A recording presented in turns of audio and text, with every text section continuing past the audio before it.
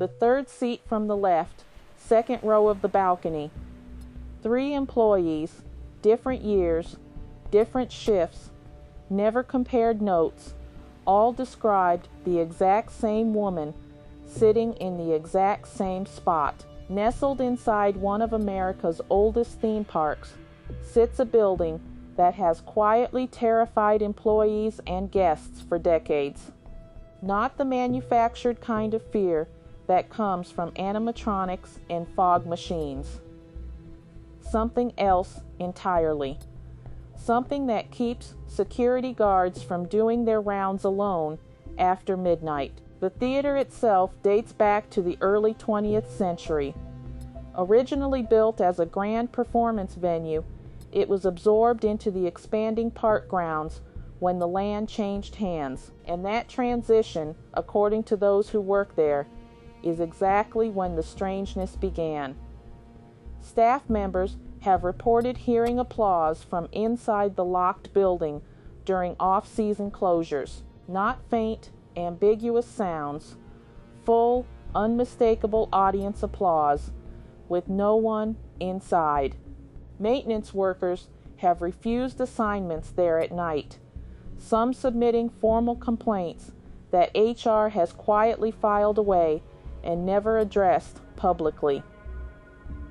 Here is where it gets genuinely unsettling. 3 separate employees working different shifts across different years, each described seeing the same thing without ever knowing the others had reported it. A woman in period clothing, standing motionless in the upper balcony seating area. Not moving, not interacting, just watching. Each account describes her facing the stage, hands folded in her lap, sitting in the third seat from the left in the second row of the balcony. The same seat. Every single time. Park management has never issued an official statement. When journalists have pressed for comment, they receive the standard response about the park prioritizing guest safety and experience. The deflection itself feels telling. Former park historians have pointed to a fire that damaged the original theater structure in the 1940s. Records from that period are incomplete, which some attribute to the chaos of wartime record keeping. Others find the gaps suspicious.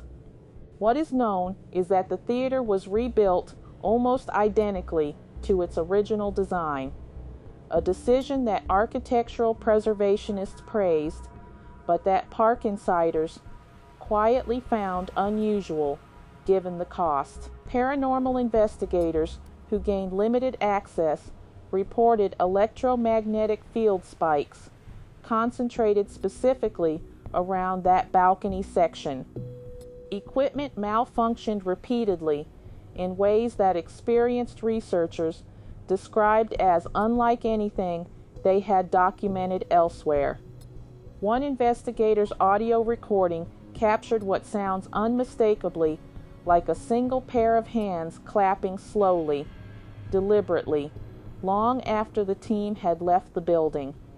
That recording is available online. Listen to it alone at night and decide for yourself.